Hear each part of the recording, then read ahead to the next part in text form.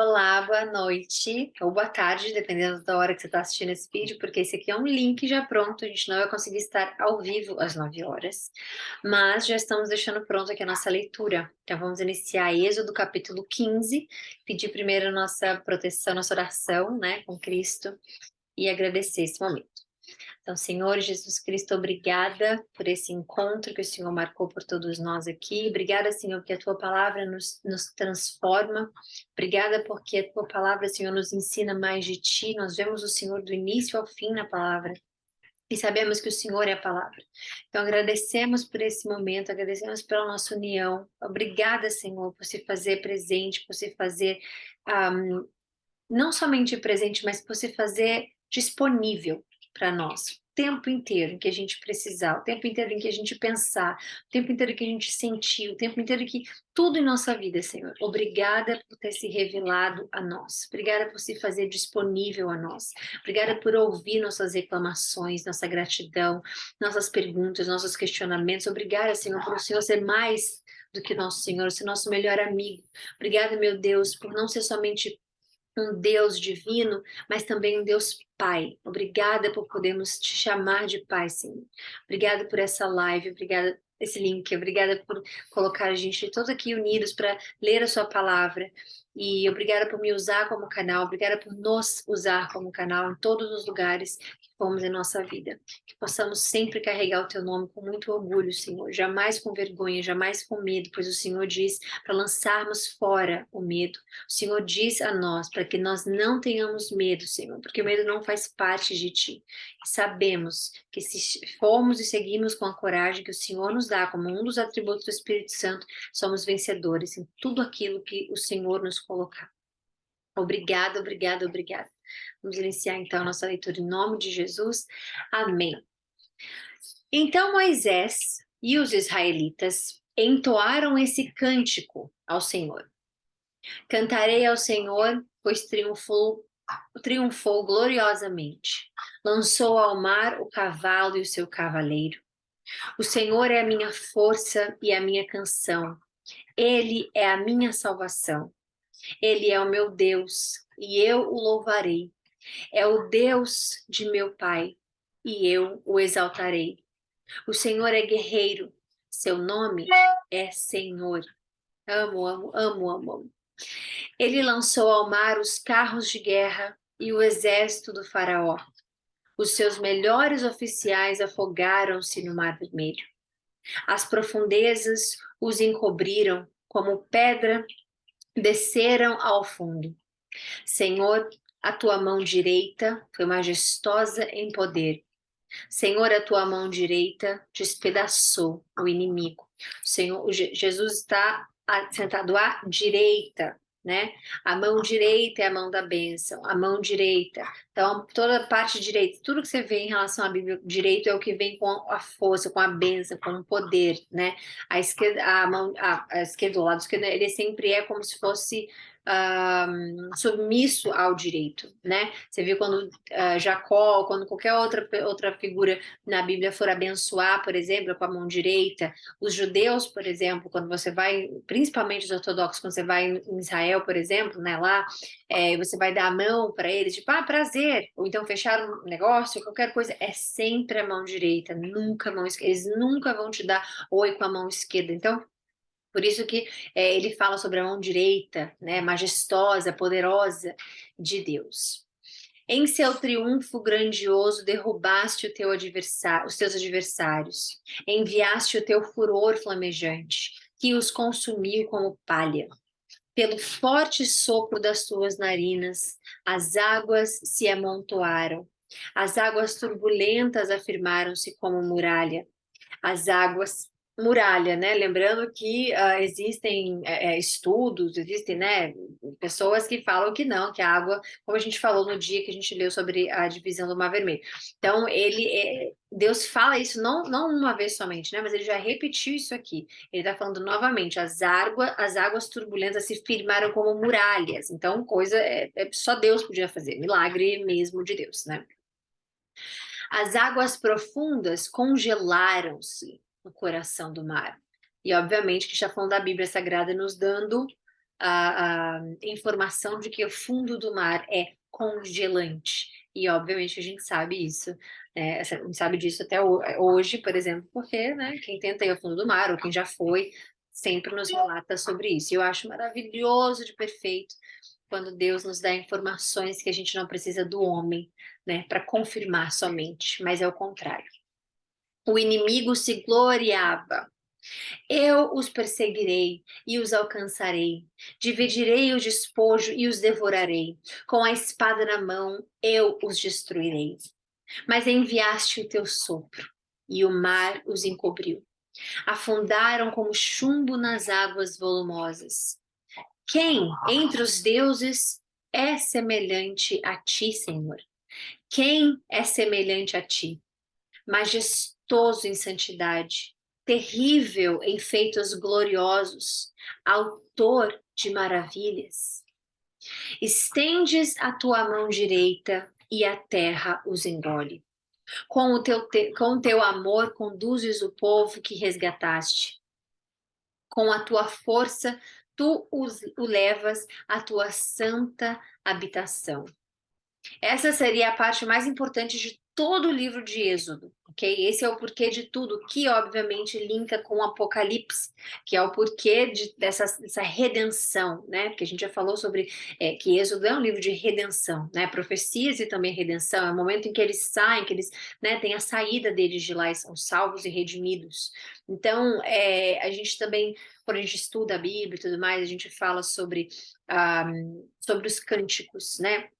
Os cânticos, tanto salmos, por exemplo, quanto cânticos que vão aparecer aleatoriamente, às vezes, em algum livro, coisas assim.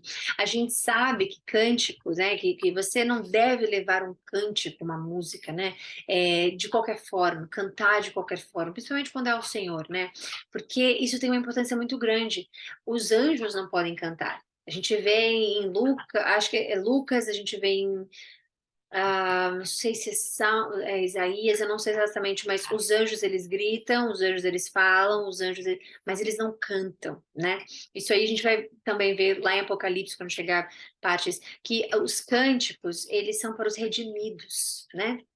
E nós somos redimidos também. Então, tem uma coisa especial em cantar, nos cânticos. Então, aqui a gente está vendo no versículo 13, que é a parte mais importante de todo o livro Êxodo, que é o porquê isso tudo aconteceu. Então, por que o Êxodo? Por que a saída? Por que essa redenção, né?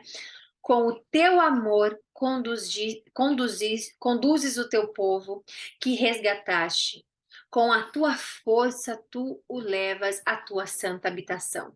Então, a Terra Santa e tudo mais. Então, a gente vê que aqui resume, né, o livro de Êxodo. O amor conduz Deus, faz Deus conduzir o povo. O amor de Deus faz ele levar todos eles à Terra Santa, a proteger aquele território, a levá-los ali, porque é o amor dele, é a palavra dele, a promessa dele feita lá atrás. Então, esse é um versículo muito importante. E continua. As nações ouvem e estremecem. Angústia se apodera do povo da Filístia. Os chefes de Edom ficam aterrorizados. Os poderosos de Moabe são tomados de tremor. O povo de Canaã esmorece. Canaã não ainda onde eles estão, né? Onde eles estão indo, onde, né, o prometido. Então, ele está falando que todo aquele povo, lembra que Edom vem lá de trás de Esaú, pela cor vermelha e tudo mais, né? Vocês lembram disso? Então, todo esse povo, todo o restante, desde de Abraão, todo esse povo, ele está falando, ficam aterrorizados. O outro povo são tomados de tremor. O outro povo se esmorece. Terror e medo caem sobre eles. Pelo poder do teu braço, ficam paralisados como pedra, até que passe o teu povo. Ó Senhor, até que passe o povo que tu compraste. Tu o farás entrar e o plantarás no monte da tua herança, no lugar, ó Senhor, que fizeste para tua habitação, no santuário, ó Senhor, que as tuas mãos estabeleceram, Terra Santa. O Senhor reinará eternamente. Quando os cavalos, os carros de guerra e os cavaleiros do faraó entraram no mar, o Senhor fez com que as águas do mar se voltassem sobre eles. Mas os israelitas atravessaram o mar pisando em terra seca. Então Miriam, a profetisa, irmã de Arão, pegou um tamborim, e todas as mulheres a seguiram, tocando tamborins e dançando. E Miriam lhes respondia cantando: Cantem ao Senhor, pois triunfou gloriosamente, lançou ao mar o cavalo e o seu cavaleiro, repetindo o início ali do cântico, né? Então a gente está vendo aqui Miriam, uma mulher profetisa, ok? Gravem isso, porque vão ter partes na nossa leitura até o final da Bíblia, né, em que muitas pessoas, muitas leituras, muitas formas erradas de interpretar, ou então muitas formas corretas, mas não entendidas de forma correta no sentido da dispensação, do momento em que aquilo é dito, para quem aquilo é dito, tudo aquilo ali que importa, né, diz que mulher não tem importância na palavra de Deus, diz que a mulher não tem isso. Então, prestem atenção em cargos que Deus dá a mulheres, prestem atenção na importância que várias mulheres têm situações e decisões importantíssimas, determinantes para um específico momento. Então, prestem atenção quando vem, né, uma figura feminina mostrando, Deus mostrando algo de importância nela. Então, Miriam era irmã de Arão e Moisés, e ela era profetisa. Então ela respondia cantando: Cantem ao Senhor, pois triunfou gloriosamente, lançando ao mar o cavaleiro e o seu cavalo, desculpa, o cavalo e o seu cavaleiro. Depois, Moisés conduziu Israel desde o Mar Vermelho até o deserto de Sur. Durante 3 dias caminharam no deserto sem encontrar água. Então chegaram a Mara, mas não puderam beber das águas de lá, porque eram amargas. Essa é a razão porque o lugar se chama Mara. Lembra que eu falei para vocês que a palavra Mara significa amarga? E quando Deus estava falando sobre as maravilhas que ele traria para o Egito, no Egito, né, para o povo do Egito, a gente estava falando dos feitos amargos, né, que eram as 10 pragas e tudo mais. Então, Mara significa isso, ok? Mara significa amargo. Então eles chegaram nesse lugar que se chamava Mara. Por quê? Porque as águas de lá eram impossíveis de se beber. As águas eram amargas, eles não podiam beber. E Deus os levou até ali porque eles estão em processo de preparação. Nunca se esqueçam disso. Por que Deus tirou eles de lá e botou eles num lugar onde não tinham água para beber? Meu Deus do céu! Imagina passar por isso, por aquilo. Deus tem um propósito. Deus tem um porquê mostrar a nós, mostrar a eles que Ele é Deus, que Ele é o poderoso, que nenhum se compara a Ele. Deus tem um porquê de fazer isso. Então Deus levou eles a este lugar onde eles não podiam ter água potável para beber, porque Ele ia mostrar que Ele é o Deus que nós temos que confiar, é o Deus é o Deus criador, é o único Deus que obviamente merece e tem a nossa adoração. Então ele levou eles, né, a este lugar. E o povo começou a reclamar a Moisés, dizendo: Que beberemos? Moisés então clamou ao Senhor, e este lhe indicou um arbusto, e ele o lançou na água, e esta se tornou boa. Em Mara, o Senhor lhe deu leis e ordenanças e os colocou à prova. A primeira delas é chegar e você vê que não tem água. Você fala: Meu Deus, como é que você nos tira de lá onde a gente tinha água? A gente era escravo e tudo mais, mas tudo bem, porque o restante a gente tinha água, tinha comida, tinha sombra, tinha. Então, aqui, né, Moisés, sendo usado por Deus, obviamente, ele está mostrando que ele é o Senhor e que ele provê. Então, eles chegaram num lugar dessa prova de vida, de fé deles, né, desse deserto que eles estão passando. Eles chegaram num lugar onde não tinha água. E Deus fez o quê? Provou a fé deles, provou como está escrito aqui, que eles, né, teriam provados, mas Deus mostrou a eles que ele é o Senhor que provê. E isso é lindo. Então, Deus os colocou à prova, dizendo-lhes: se vocês derem atenção, isso aqui é para nós hoje em dia também. Isso aqui é assim, é atemporal na minha concepção. Veja que ele fala.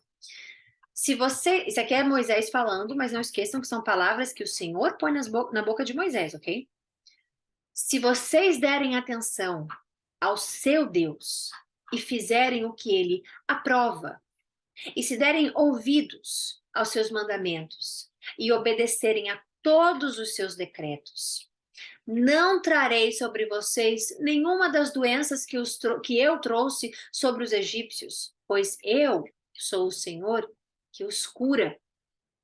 Então, olha que linda essa passagem que Deus está nos dizendo. Ai, tá, peraí, mas as ordenanças são quais? São os 10 mandamentos? Veja bem, os israelitas, eles não tinham 10 mandamentos, ok? Eram mais de 300, mais de 600, 612 ou 312, não me lembro agora especificamente, mas eram muitos.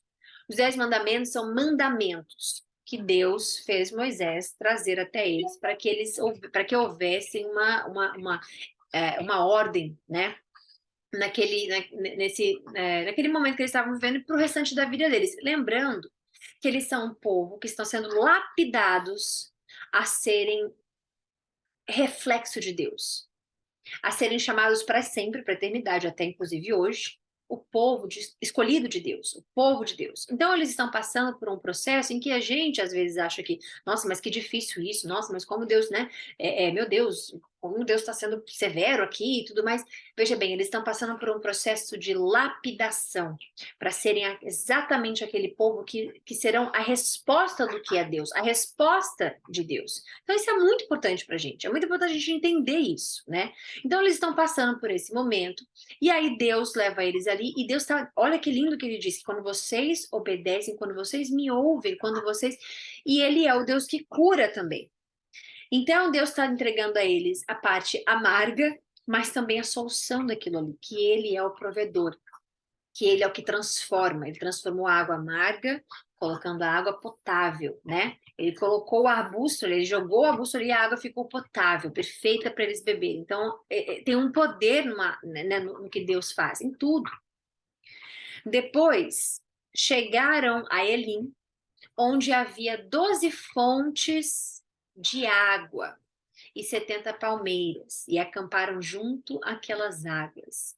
Você não vai saber o porquê desse número 12 fontes, especificamente de água, mas quando você entende mais a fundo a palavra de Deus e como Deus escreve perfeitamente do início ao fim, tudo se encaixando do início ao fim. Um livro lá na frente vai falar sobre o livro aqui de trás, e o daqui de trás vai falar sobre lá na frente. Você consegue entender que a água, né, potável, a água viva, chama-se quem? Cristo. E você está vendo que Deus nos diz aqui agora que haviam 12 fontes de água. Elas não são essa aqui não é a água, não é de onde, ela é a fonte que traz a água. É o lugar de onde traz a água. E quantos discípulos Cristo teve, né? Então, é bonito a gente ver Deus nos mostrando que Cristo é a nossa fonte de água e que lá atrás, lá na frente, por exemplo, os discípulos podem ser vistos aqui nesse momento como fontes dessa água, Cristo, né? Então é bonito ver que Deus ele sempre mostra, né, as coisas. Por exemplo, os 3 dias. Ele acabou de falar de 3 dias de viagem, acabou de falar de 3 dias disso, 3 dias daquilo. E quantos dias Cristo ficou da cruz até a sua volta, né? Então, é bonito a gente ver como Deus encaixa tudo perfeitamente e que tudo leva a alguma coisa, né? Enfim, finalizamos hoje. Amanhã a gente volta, se Deus quiser, ao vivo.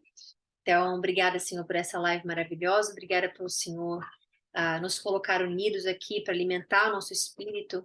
Obrigada pelo Senhor nos mostrar que não há nenhum como ti. Não há ninguém, Senhor, que possa ser chamado Pai, que possa ser chamado verdadeiro Deus. Obrigada pela transformação da água. Obrigada por trazer a água viva, Cristo, em nossa vida. Obrigada, Senhor, pelo Senhor ter feito tudo o que fez por nós, pelo Senhor ter se transformado o pecado por nós. Obrigada por nos redimir, meu Deus. Obrigada por nos mostrar que o plano de redenção não veio a partir de Cristo, mas que Cristo é a redenção desde o início de tudo. Obrigada. Em nome de Jesus agradeço. Fiquem com Deus. Amanhã a gente volta, se Deus quiser, ao vivo. E é isso. Um beijo e até amanhã, se Deus quiser.